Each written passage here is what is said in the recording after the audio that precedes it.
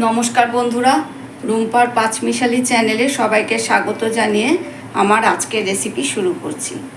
আমি আজকে চিংড়ি মাছ আর চিচিঙ্গা দিয়ে একটা রেসিপি তৈরি করব। সেই জন্য আমি এখানে চিংড়ি মাছ নিয়ে নিয়েছি। একটু চিংড়ি মাছটাকে নুন হলুদ মাখিয়ে রেখেছি।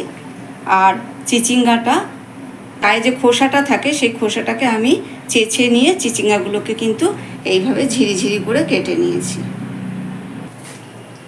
তাহলে এবার রান্নাটা শুরু করে দিচ্ছি। ভিডিওটা শুরু থেকে শেষ অবধি দেখার জন্য সবার কাছে অনুরোধ রইল।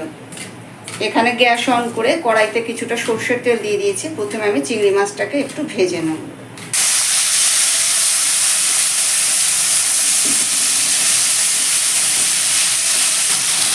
চিংড়ি মাছটাকে কিন্তু একটু মিডিয়ামভাবে ভেজে নেব।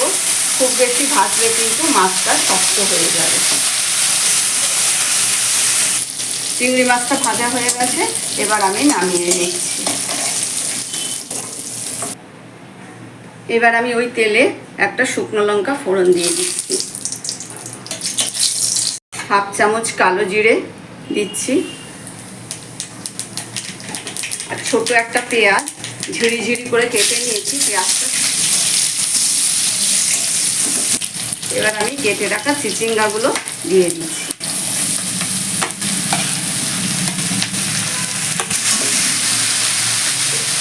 পরিমাণ মতো নুন, দুটো কাঁচা লঙ্কা, পরিমাণ মতো হলুদ। এবার ভালো করে মিশিয়ে আমি গ্যাসের ফ্লেমটাকে মিডিয়াম করে একটু ঢেকে দেবো। ঢাকা খুলে কিন্তু চিচিঙ্গাটাকে একটু নেড়ে দিতে হবে।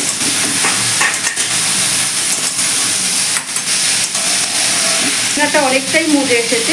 এবার আমি ভাজা চিংড়ি মাছগুলো দিয়ে দিচ্ছি।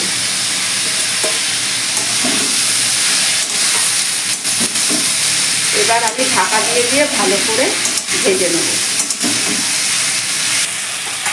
আমি এখানে হাফ চামচ একটু কাশ্মীরি মির্চ দিয়েছি, সেটা আমি স্কিপ করে গেছিলাম, সেটা আমি একটু বলে দিলাম। ভিডিওটা ভালো লেগে থাকলে লাইক কমেন্ট করতে ভুলবেন না। আর যেসব বন্ধুরা আমার চ্যানেলে নতুন তাদের কাছে অনুরোধ রইল চ্যানেলটাকে সাবস্ক্রাইব করে দেওয়ার জন্য। এই চিচিঙ্গাটা পুরো মজে ভাজা হয়ে এসেছে।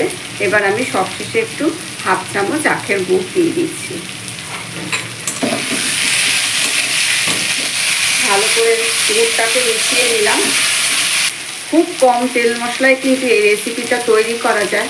আর এই রেসিপিটা খেতে কিন্তু এতই সুস্বাদু হয় যে মাছ মাংস ছেড়ে কিন্তু এই রেসিপিটা দিয়েই কিন্তু আপনারা সব ভাত খেয়ে নেবেন।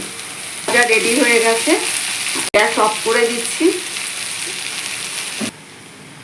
এই যে আমি চিচিঙ্গা ভাজাটা এবার প্লেটে নামিয়ে নিচ্ছি।